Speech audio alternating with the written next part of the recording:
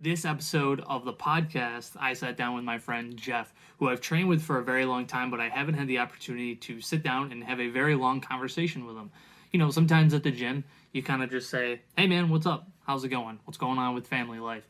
And that's kind of where it stays, right? But I got to know Jeff a little bit more through this conversation. I got to learn a lot about his full-time career, which is a chiropractor.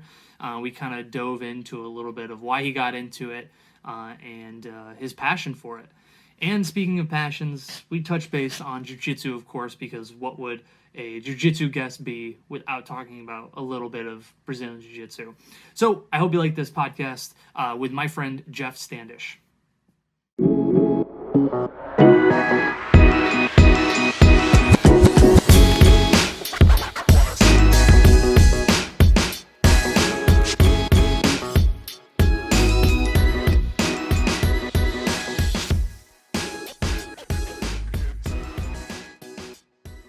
Have you gone back to Jiu Jitsu?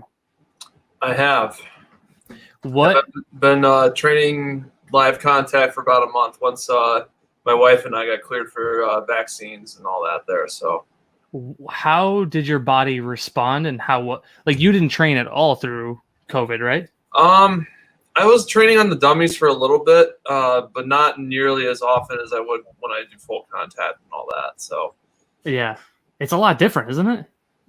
yeah, it was like, yeah, it was good to kind of get in there and get some of the fundamentals down a little bit again. But you know, it's not the same without that human resistance, man. I can tell you that right now. Yeah, I know, right? Isn't it interesting? It was weird. I was rolling with Justin, and there was things I would do, and I would put myself in a bad position, and that was my reaction. And then there'd be other times where I would do something cool, and I would have no idea what the hell happened. It was the weirdest roll I've ever had just now. And we only grappled for, it's only half class. It's like there was like 4 rounds or something. Okay. My ass is beat, dude. I'm exhausted. Yeah. What a game changer, huh? Yeah, I mean, my cardio wasn't too bad. It's just a lot of I was just really sloppy for like the first week or so. As far as like a lot of my usual transitions were good and all that there, but like, there'd just be certain spots I'm like, man, why did I get myself here? Yeah, that's exactly what I was wrong with Justin. And I'm like, all of a sudden, I put myself in an arm bar. And I'm like, what am I doing? What is this? This is ridiculous. It's funny because I have to rethink about a lot of positions that I was in before, rather than pre all this. It was a lot of reaction based stuff. But now I'm like, I have to think so much harder. Yeah. Did you do anything to stay in shape during COVID? Yeah, my mother-in-law actually purchased a subscription to all the Les Mills workouts. So I've been doing a lot of the high intensity interval stuff. They're half an hour, but that half hour is pretty brutal. So so at least kept my cardio up a little bit. And who was it? What was the name of it? Les Mills, they're a fitness company out of New Zealand. So they do, like, if you were to go to like a lot of the gyms around here or whatnot, they would have like all their group classes would be based off of their system. Oh, I didn't know So, that. they have like a sports-based conditioning, or they'll have like a weight training one. They'll have like yoga, core. They even have like the old school like step classes, that kind of stuff. Oh, and, interesting. And what was like a normal workout for you? If Ben Tellini is listening, yes, it would be considered along the jazzercise-esque sort of thing. You know Ben right now, he's listening and he's just yelling jazzercise right now. Yeah, probably. What would be a normal workout for you? So there's a lot of like plyometrics and stuff like that in there. So it's a lot of like AMRAP, which is like as many rounds as you possibly can do. Lots of burpees, lots of like jumping lunges, that kind of stuff there. So it's like Yeah, you feel fine for the first 10 to 15 seconds, and then like, oh, my legs are starting to burn, and oh, my chest is feeling heavy. So, And it's just constant for 30 minutes, right? yeah, it's very constant. So you don't get a lot of downtime. So it's like full speed, and then you get like very short periods of rest. So Is it like did they do any Tabata rounds or anything like that? yeah, there is Tabata in there. They vary the length. There's some that are like 20-10, some that are 30-15. Yeah. So it just depends on which workout they're doing. Interesting. Do you feel like that kind of kept your cardio on track It throughout? wasn't like as much of a brutal awakening back into the jiu-jitsu world there as soon as I as soon as I got in there. So Yeah, man, that today is a brutal awakening. I was in the shower and I was just like I could feel my body like pulsing. I'm like, oh my god, I haven't felt this in so long. yeah, Isn't it? my It's just grip nice. strength was definitely a little lower than I remember being. Like my grips were breaking a lot easier than I'm used to. So that was Gotcha. And you've been training now for a month, person to person, about right? a month. Yeah, and I've been getting in there about 2 to 3 times a week, roughly. How has the training changed for you? Have you like changed up different paths and routes for your submissions and stuff like that? Not really. I kind of got right back into my usual training method, which I try to work guard stuff more than like top, because that's where my weaker part of my game is. I think is in my guard, whereas I feel much more comfortable with the passing routes and stuff like that, and attacking. So Right. whereas, And you've competed a couple times too, right? Yep. Yeah, I've competed in about 3 IBJJF tournaments, and then a few of the Grappling Industries ones. Nice. That's cool. Do you have any plans on doing any of those like this year? I don't know would if like to, as soon as something opens up close to here, because I was most gonna of say them I don't know if they're doing anything, right? Yeah, New York's nothing in New York. They keep trying to do stuff in like Connecticut or Boston, and it just keeps getting shut down because they want to plan it, and then they're like, yeah, we can't do it. So Yeah, I feel like if Sam pulled off a great event, that was I guess that was in Philadelphia, right? So I guess so I think PA New York. has a little bit less restrictions as far as COVID stuff there, whereas New Mm-hmm. York, Massachusetts, Connecticut, they're all very strict. So yeah, my first reaction was thinking that happened in New York, but now that you mentioned, yeah, Philadelphia.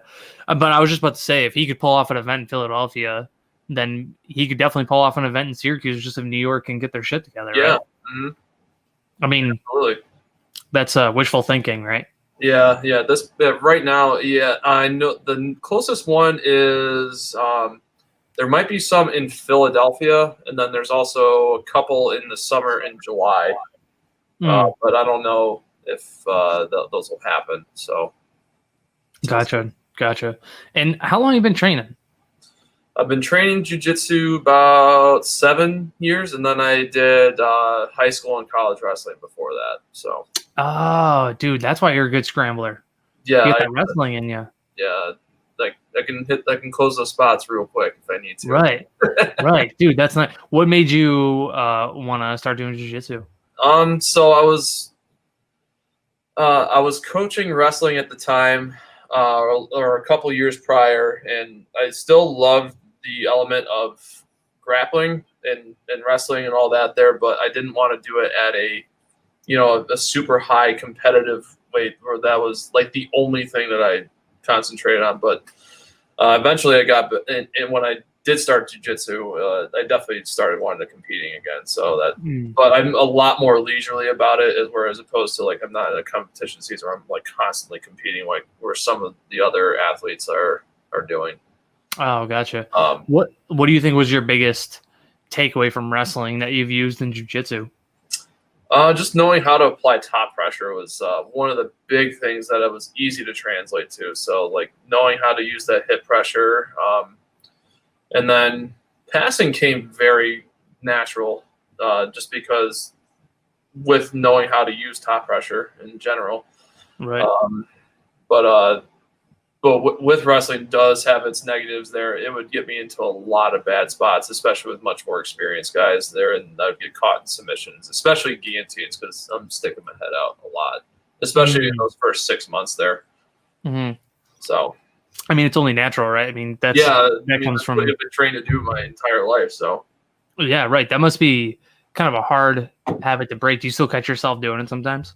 every once in a while, but that was one of the reasons why I wanted to train guard like so repetitively. So it may force me to train in a more jiu-jitsu mind frame, to think about what I'm doing in that regard as opposed to just wrestling.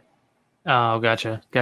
And when you were teaching, you said you were coaching wrestling, right? Yeah, I was a volunteer coach at my old high school. I grew up in the Rochester area, and so I did volunteer while I was attempting to open a practice in Rochester, but as you see, it did not happen there. So, Well, what made you come to Syracuse? Was it just a job offer? actually, my wife was doing right around when we started dating. She was doing a dietetics internship at SU, and she actually got a job immediately in the Syracuse area right out of the internship. So and so she stayed here long enough, and so I came at a crossroads where she was either going to have to move to the Rochester area, or I moved to Syracuse, and I found an associateship position, which is basically I work underneath another chiropractor,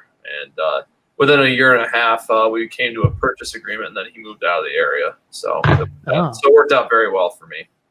So you said a purchase, you bought out the company now? Yeah, I purchased the practice. Yep. Nice. That's cool. And so you're a chiropractor then, huh? Yep. Yeah. So I've been practicing total of about 10 years, roughly. Damn, dude. You know what's funny is for as long as I've known you, I thought you were a physical therapist. I guess it's kind of on the same lines, but I was wrong. Realm, I would say.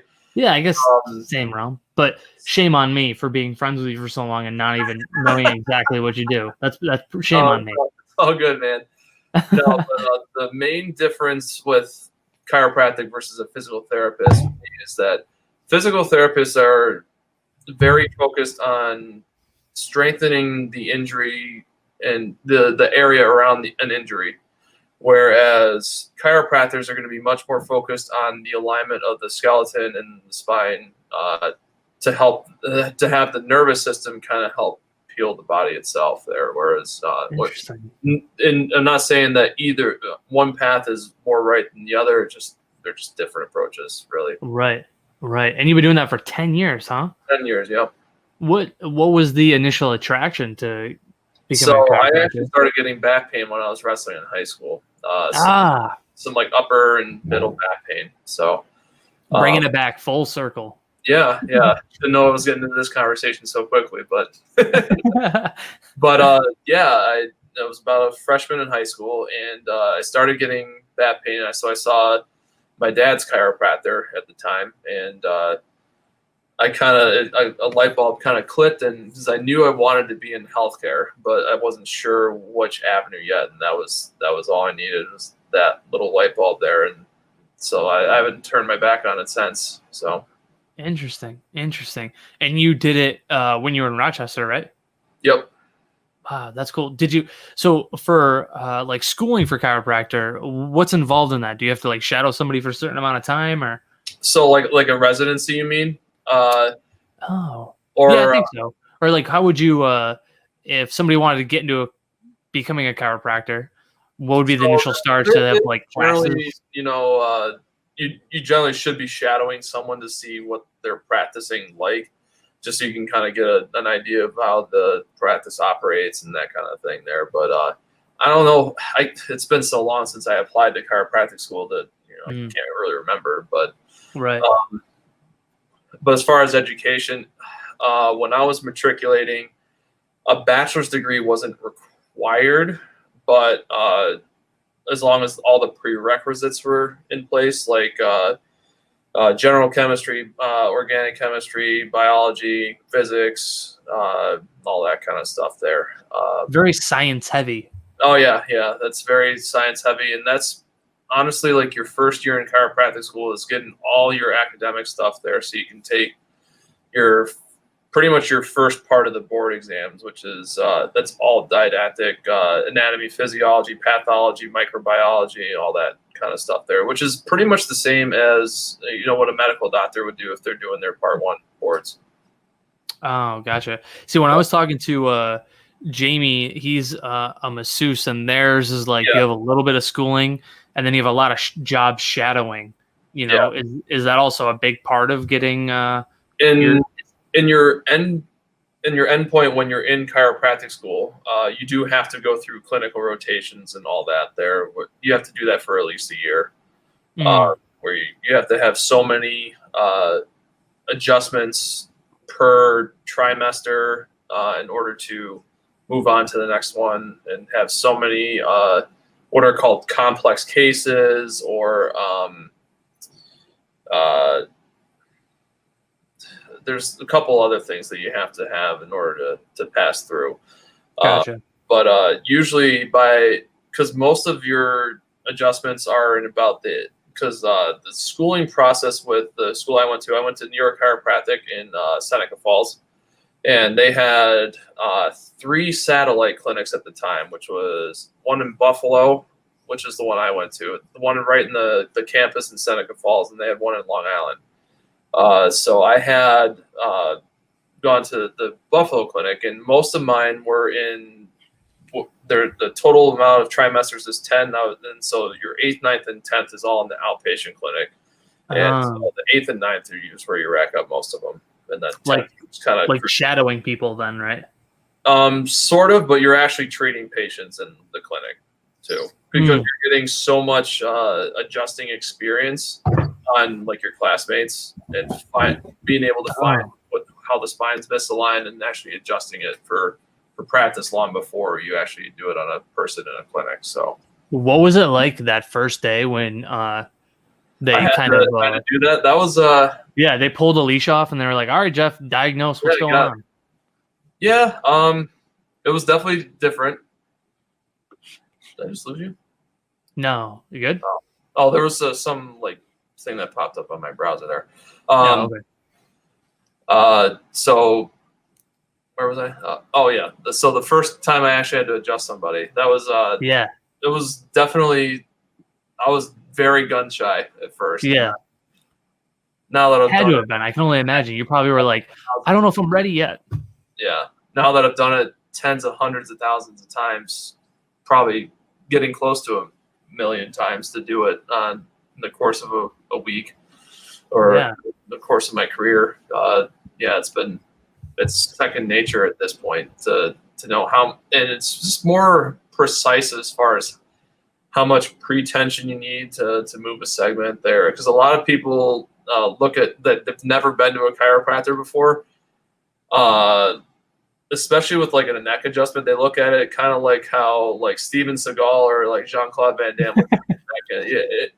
Like people, I hear the story many, many times when I'm actually adjusting someone for the first time, and like it's really not like that. Yeah, right. They have this idea, and honestly, I'm guilty of that because I've never seen a chiropractor before. So I have always been in that exact same kind of train of thought where I've seen like a very long time ago. I saw a video of a chiropractor adjusting like a toddler, and I was like, I'm not about. I don't. You don't have to touch me with it. I'm all set. So like I'm ignorant because I have never talked to anybody who is in that job and who can like speak intelligently about that position. Yeah. If somebody comes to you with, say I come to you and say, Jeff, I'm having like this really bad neck pain. How do you assess it and how do you treat that? So typically in a first appointment there, really kind of get what's, how long has this been going on? What's causing it to hurt, what's causing it to feel better, any trauma that's been endured, and then I kind of do a very focused exam, and then then a lot of times, pretty much 99% of the time, I'm going to do an X-ray on someone. And unfortunately, for the size of where I am, where my office is located, building wise, and the fact that I don't own the building, I don't have X-rays in my facility, so I refer out for those. But a lot of people's insurance covers for that, so it's generally okay. And then, do you have goals to like expand the building so you can provide that in-house, or is it just going so well you kind of don't? There's no urge. I mean, there is so much overhead to have at this point to do that. That would be a 6-figure uptaking. Yeah, that's what I was thinking too. I'm kind of ignorant when it comes to X-ray machines. The X-ray equipment itself, but you have to have lead in all the walls so that you don't get bypassing radiation, passing through walls and into other rooms and stuff like that. So there's a lot of construction components that would have to go into that. So right, and I was just saying how like I feel like I'm so ignorant to what an X-ray machine is, because it's like you go to the dentist and then boop boop boom, here's your tooth, there you go, boom, you're done. Yeah. Then I didn't that's so much. It's so much more in depth than I thought. Yeah. So pretty much all the X-rays now are digital, which means it's more expensive. But you have it. The quality is just so much better. So that right. So right. So you diagnose somebody, you send them out for an X-ray, you get the X-ray back. And a lot of times I find what I'm expecting to find, but there's a few. Like within this past year, I actually found someone who had a small aneurysm in their aorta, in their abdomen. So, those are the ones where you're like, I need you to get further testing before I start treating you. So, right. And is it always like adjustments, like where you're cracking somebody's neck or putting them in a position to kind of to relieve some of that tension, or sometimes the main thing that I focus on is actually the adjustment itself. A lot of chiropractors out there will use modalities like heat, stim units, that kind of thing, or ultrasound, which I don't really focus on that per se. If you're going to a chiropractor, if you get adjusted, those will not be reimbursed by insurance. So it doesn't make any sense to do that. And the adjustments are actually what gets people better in the first place. So it just kind of, it doesn't really make much sense to actually do all the extra stuff for one thing that you're getting paid for from the insurance and billing aspect. Is there ever a time where you're like, I don't think you need adjustments. I think you just need to have a healthier diet and maybe introduce more exercise into your body? Well, there's also that people do need in their life too. But chiropractic at its core really focuses on wellness care.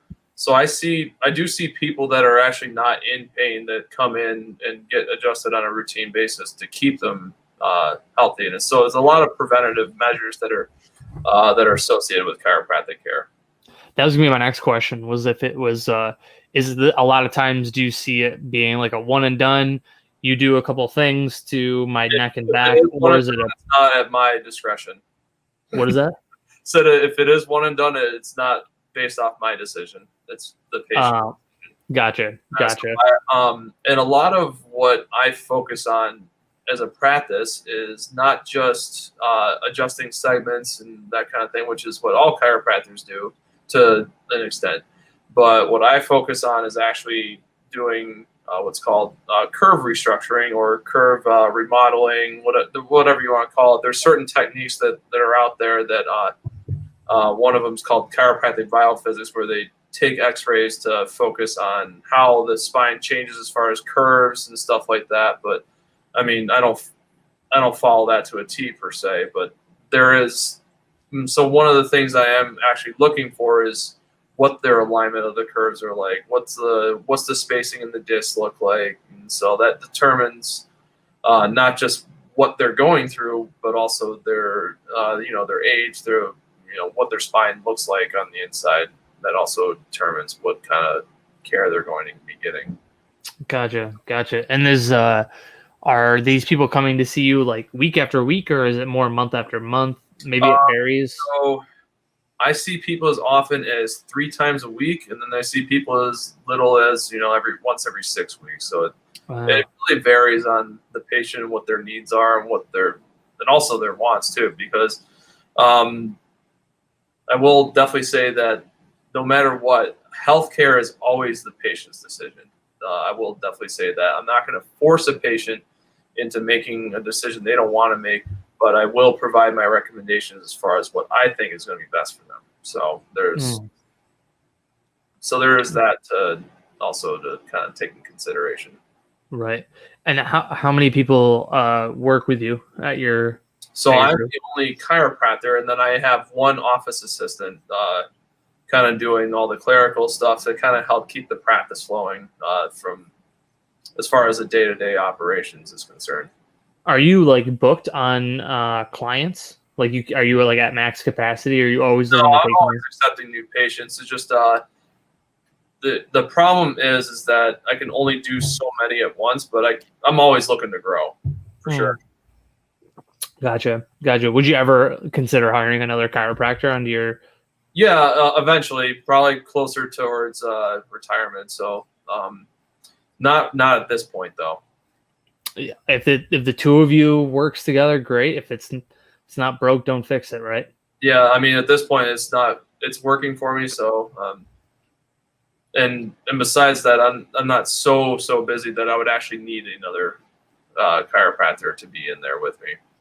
Yeah, right. I gotcha. You can kind of handle it up by yourself and with your assistant there. Mm-hmm. Yep.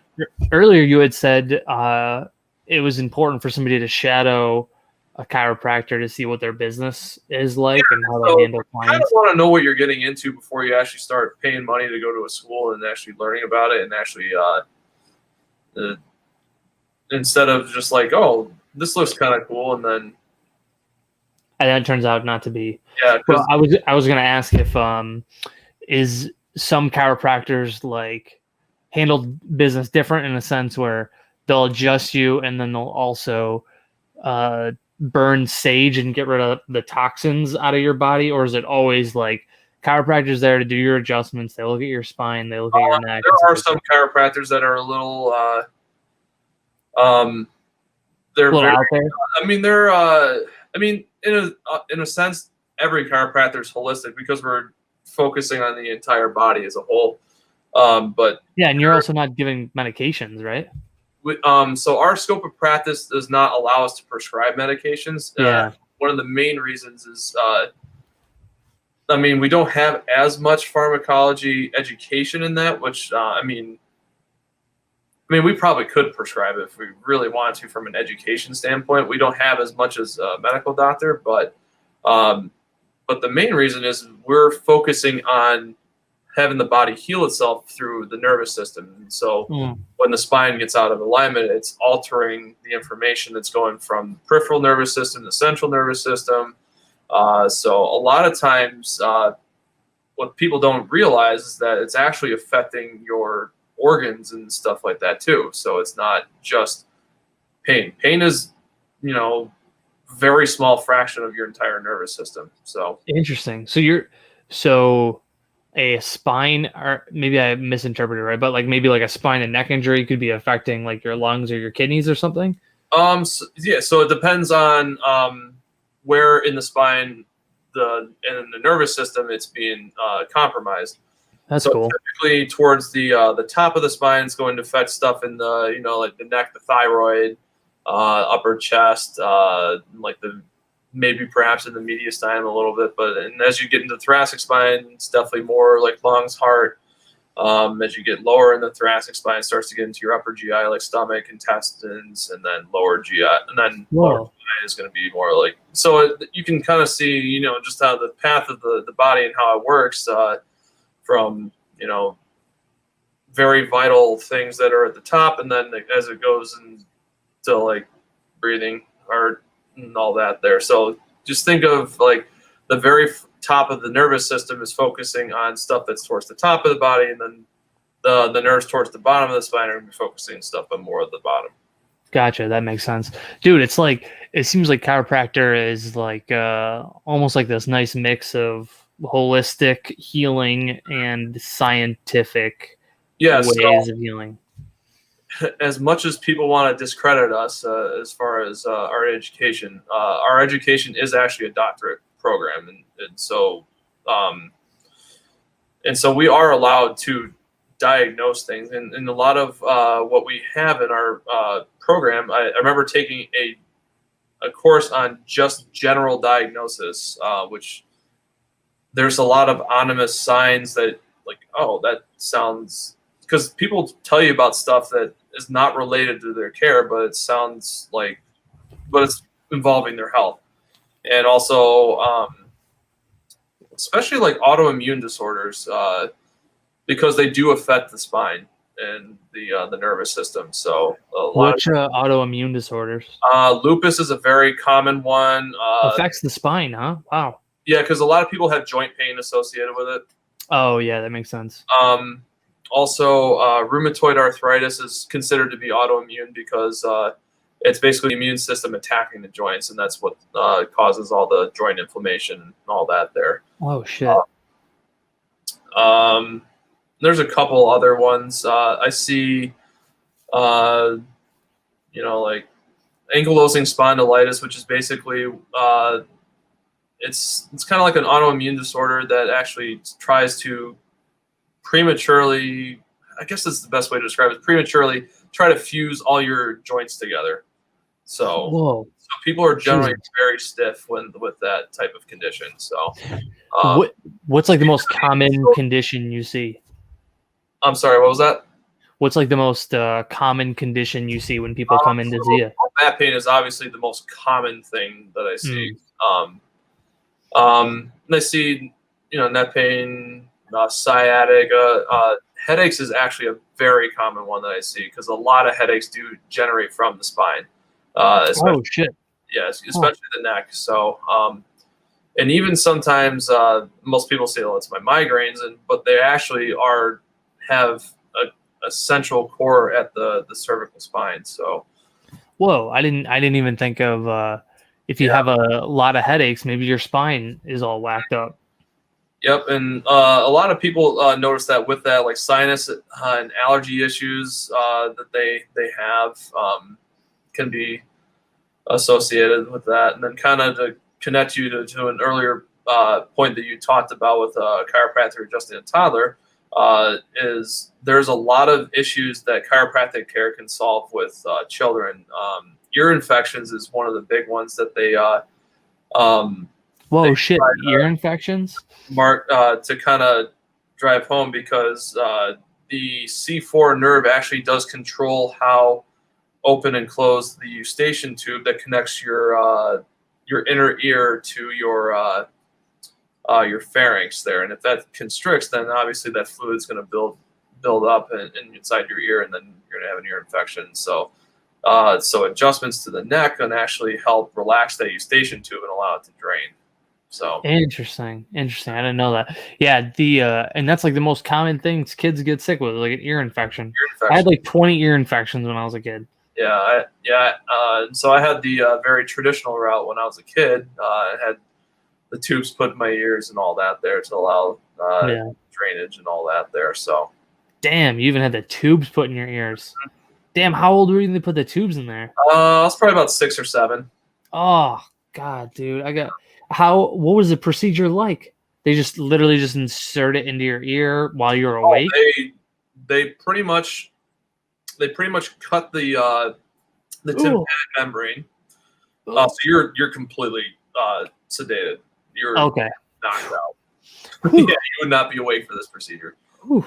And so they basically they cut the tympanic membrane, and they kind of, and if there's stuff in there, they obviously suck the fluid out, and then they basically insert this small circular tube that kind of like embeds into the membrane, that tympanic membrane. Then they kind of sew it back up, and so there's basically a hole inside the tympanic membrane instead of just a membrane now. So it can drain properly. Drain, yeah. Damn. I say this so much, but thank God for people smarter than me. Holy shit. That's crazy. Like if it was like the population was cut in half and it was Stone Age and someone came to me with an ear problem, I'd be like, I don't know, jam some fucking poison ivy in it. I think that'll help. Like you wouldn't want me to diagnose your injuries, you know? Thank God for people like you who went to school and understand how the body works. Another issue that is very common with children is colic, and that seems to kind of help the digestive system relax a little bit there. So there's that too. And there's a couple other ones. Bedwetting is another one that they commonly talk about. Whoa, you can adjust a kid and fix bedwetting? So it can kind of help bladder control and stuff like that. Oh, wow. Mm-hmm. So usually the lower back's involved with that, or the sacrum. Interesting. Yeah. Damn. You're like dropping these knowledge bombs on me. I didn't even know like that was possible. That's pretty cool. I'm reaching in the depths of my brain for that one. This is stuff I haven't had to talk about with people in quite some time. Yeah, right. Is like a majority of your practice on citations in physiology for this, but that's pretty much the gist of it. Yeah, anybody listening right now, for sure don't take Jeff's advice if you're having like go see a doctor. You know, like go see your chiropractor. Don't Jeff's here as an expert, but these are not medical diagnoses for you, okay? With the age of people like Google searching stuff on this podcast here, guys. Yeah, right. It's like the age of people Googling. Like right now, my wife and I, when something happens and we get sick, we're like, oh, gotta Google it. Oh, found out we only have 6 weeks to live. Yeah, that's what happens. And every time then you resurrect and then you're fine again. Yeah, right, exactly. And so you were talking about kids. You have 2 of them, right? I have 2, yes. How old are they? So I have a 3-year-old who will be 4 in June. Yeah. And then I have one that just turned 1. So. Right, and that was kind of an interesting thing because I wanted to talk to you because we both had kids during like this time last year. You said just turned 1. Yeah, just turned 1. So yeah, same with Ashton. Yeah, so that was in the New York on pause phase of the pandemic. Yeah. Yeah, that was when like it was weird because like everything shut down. Brittany and I had 2 weeks together before Ashton was born, where everything was shut down. And then he came along, and we were still shut down, and we were in the hospital by ourselves, just her and I, for like a week because Ashton had like higher levels of jaundice, so he had to sit in like a tanning bed thing. So we were in the hospital for a little bit longer. What was that experience like for you and your wife? I bet you it's very similar stories. Yeah. So I mean, we weren't in the hospital for a week. We were there for 36 hours. So that was just as long as I wanted. Yeah. That's for sure. But yeah, right. But having another child already, we kind of knew what to expect from that perspective. Yeah. But certain stuff that they had to do as far as, but like the process of leading up to the birth was more the stressful part because of like, what if I can't be in there to help with the labor? And right. Yeah, that was the part that was the most stressful part. Once I knew that I was going to be able to be in there, I could deal with having the mask thing. Yeah, that was the same thing. Brittany and I were so stressed. The dad talking there, I'm sure my wife, Julia, would have a much different perspective from that. Yeah, right. She's wearing a mask and also trying to give birth. Yeah, has to get a COVID test, all that. Yeah.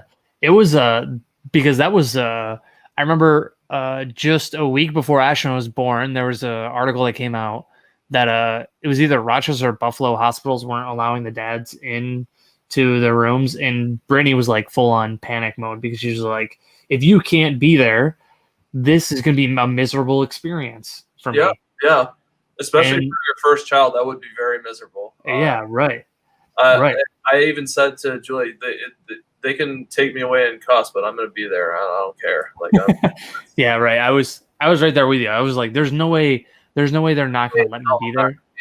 Yeah. Yeah, right. Exactly. And we were going to We delivered at St. Joe's. Where did you deliver? We delivered at Community. Oh, okay. My wife Julie actually works in the hospital there, so. Oh, dude, your whole family's in healthcare then, huh? Yep. Yeah. So Yeah. I actually both of us come from a pretty solid healthcare background. Yeah, that's funny. Both of my parents are in healthcare. Both of my brothers are in healthcare. Both of my in-laws are in healthcare. So like we have a pretty broad base as far as healthcare experience for sure. That's good. That's good. And that you guys could even probably use that to kind of like weasel your way in if they said no husbands allowed. Yeah, and also the fact that she had a lot of back pain with her labor, so it was very helpful for me to be there. Oh, nice. So you were able to help adjust her a little bit too, huh?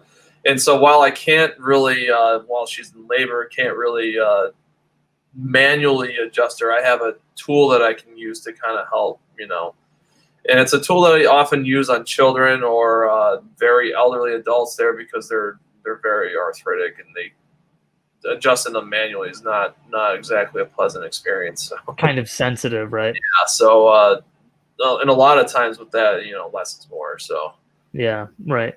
No, I love telling a story because the 2 weeks leading up, everything was in shutdown. Taikai wasn't open, and Jocelyn had done a yoga class that morning. So it was like Sunday morning.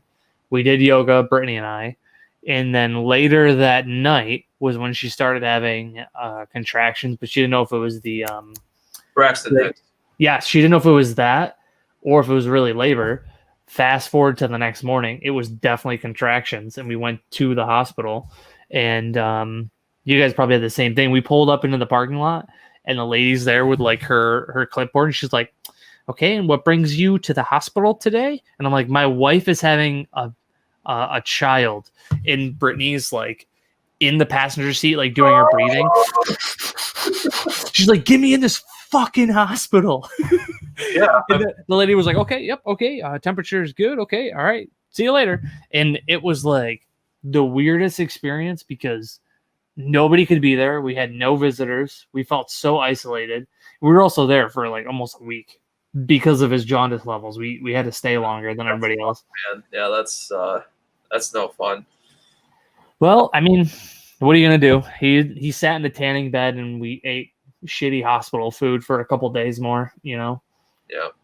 So, but that experience must have been very wild for you guys to go through, right?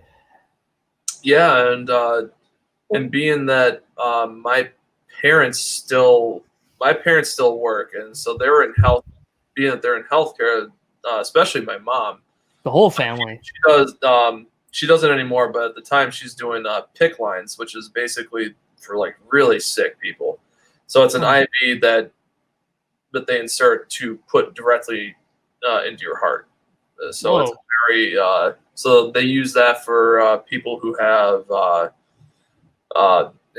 in cases of extreme trauma or cancer patients often have it, or people who have very bad like congestive heart failure, that kind of stuff.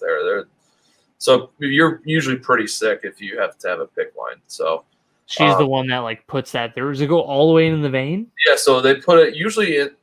Often they will put it through the wrist, put it all the way up the arm, and then it ends up going into the heart. Again, I'm glad there's people smarter than me, Jeff. Jesus Christ. Jesus Christ. So being that, or like another one's like AIDS patients, that they'll often have those.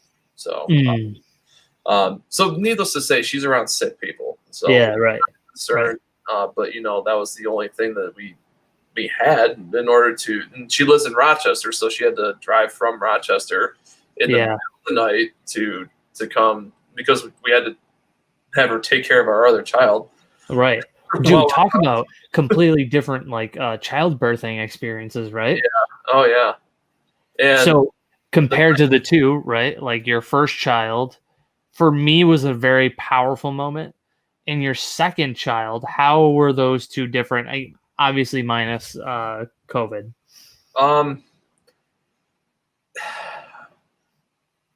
I hate to say this, but the luster was definitely lost a little bit, just because everything that you experienced for the very first time is no longer the first time. So Yeah, right. so you've been through it before, but it's still your child, so it's amazing. So Yeah. I would only say a very little bit, but it is, but it's still your child though. So it's Right. a very awesome experience to bring another human being into the world. So Yeah, being completely transparent, when I first that I'll never forget the night when we had Ashton and Brittany was sleeping in the bed next to me. I was just holding him, like staring at him, and he's like cooing and stuff. And I was thinking to myself, like, holy shit, Brittany did this. Like yeah, I she know. made this thing. And then I had a like an onset of panic where I was like, oh my God, can I do this? Yeah, Oh my God, can I yeah. do this? They And I let would imagine your second child, that would you those sure thoughts about would that? right. I'm like, now I need to keep this thing alive. There's no book, there's no like manual. They're just like, oh, you gotta feed them every couple hours. You know what I mean? I was just like, You figure it out though. right. And but it was like this moment that I'll never forget because it was this overwhelming sense of pressure. And it Mhm. was only me because Brittany was sleeping, and I didn't have anybody to like Yeah, confide in. And I would imagine that would go away a little bit with your second child because you're like, hey, I did it so far for my first kid. She's yeah. 4 years old. So you We're have doing good so far. We got a this. little calmer with the second one for sure. Yeah. Right. So, Exactly. but the deliveries were definitely different for the two of them though, because the first one we had Braxton Hicks like 3 days prior, and then when the labor actually hit, we are like, oh yeah, this is definitely labor. We get to the hospital and she's very dilated and she just stalled there. So she's hanging out at 8 centimeters dilated for like 10 hours. I was like, Yeah. oh man, you Same are with Brittany. probably in agony. And so this, she, for some reason, she was just like not non-committal about coming out, but yet it was time. Yeah. Right. I And the know that second one, was same with Brittany. yeah. Then the second one was very. There was Braxton Hicks the first night, and then that lasted about 12 hours, and then like later the next afternoon, she was like, I'm like, oh, I've seen this look before. Yeah. You had like it was like Vietnam flashbacks. Yeah, a little bit. Yeah, and then she when we were getting to the middle of the night, towards the middle of the night, I remember calling my mom the first time, like, I'm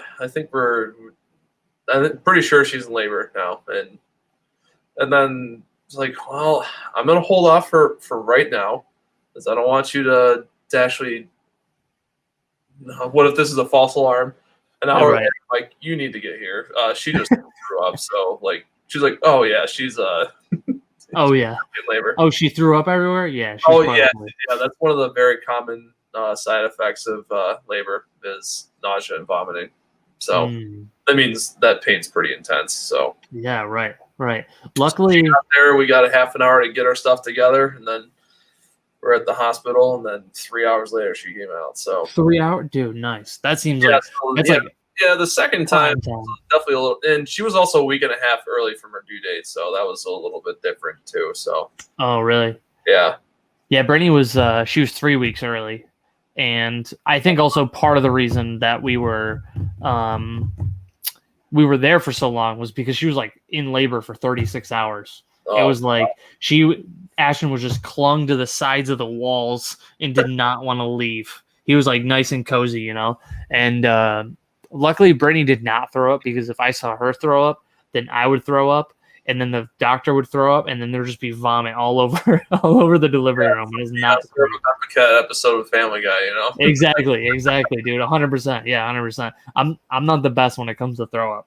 Yeah, Not the best when I see that stuff. But no, it was a weird experience for me, because it was all the other times people in my family had babies. It was like, oh, let's go visit them in the hospital. We can go see them and give them a hug and maybe help them out, maybe bring them dinner or something. And it was just like, lone Brittany and I. Yeah. We were just like, yeah, that's very, very not usual, right? yeah, exactly. First one, like everyone came to the hospital and visited us, and like everyone dropped off food for us. But I mean, the COVID version of that is like, hey, gift card to a restaurant, use it. Yeah, right. We came home to like so many cards that was like, yeah, gift card to here, gift card here. Somebody was like nice enough to drop off some kind of plate of dinner for us and stuff like that. It was just it definitely makes a unique story that I will for sure never forget. yeah, it's pretty unforgettable as sleep deprived as you are, right? Right. We were both very sleep deprived. I felt like I was just a zombie walking through the hospital for that week. Yeah, and it's weird to get like a few hours of sleep in the hospital. You're like, what? Yeah. Yeah, right. You would wake up and you're like, where am I? And she's like, you only slept for an hour and a half. And you're like, I felt like I slept for 8 hours. I felt like I was gone forever. Man, that shit's funny. No, it's just totally unexpected. And I'm glad both of our babies were totally healthy. Had he not come early, we probably would have had the same birthdays for the kiddos. Yeah, probably. What was Ashton's birthday? 4/7.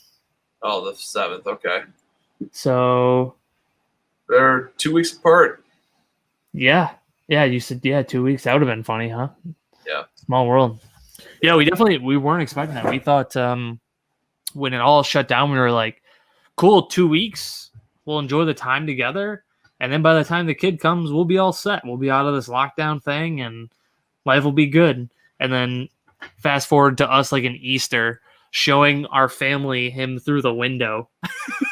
Yeah. Like the front window. We're like, hey, this is our newborn. Say hi. All right, see you later. It was like the weirdest thing ever. Yeah, that's pretty wild.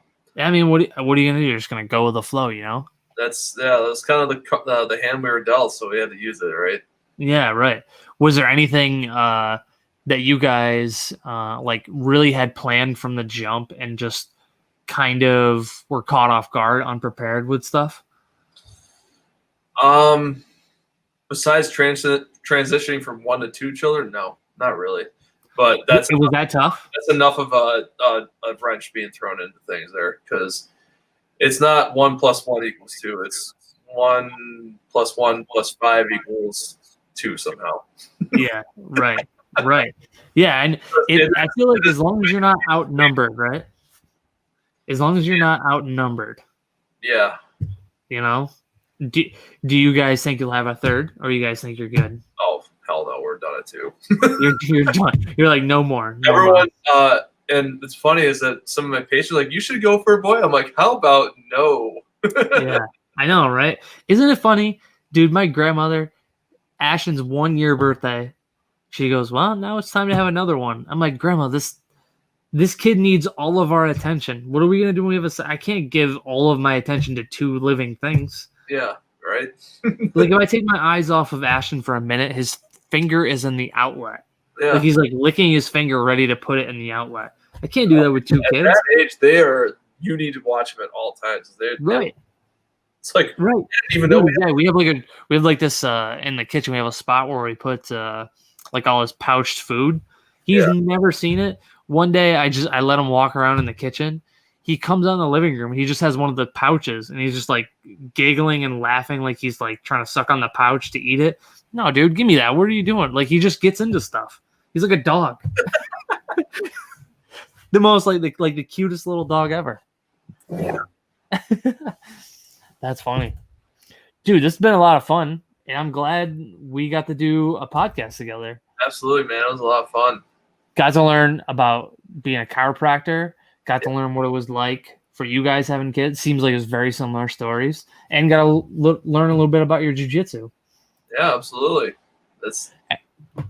Anytime you want to come back, dude, you're more than welcome. It's a short time there. What's that? So we covered a lot of ground in a short time there. I know. Can you believe we're just like shy of an hour and we covered a lot of topics. Yeah. It's like I usually come into these things kind of with like set questions, like I kind of, but it gets to a point where we just go off on tangents and stuff. You can't keep you can't keep up with stuff, you know? What are you going to do? Jeff, you're a good dude. Thanks for doing this. I appreciate you, buddy. Thanks for having me, Cory. You're a good dude as well, man. Dude, thank you.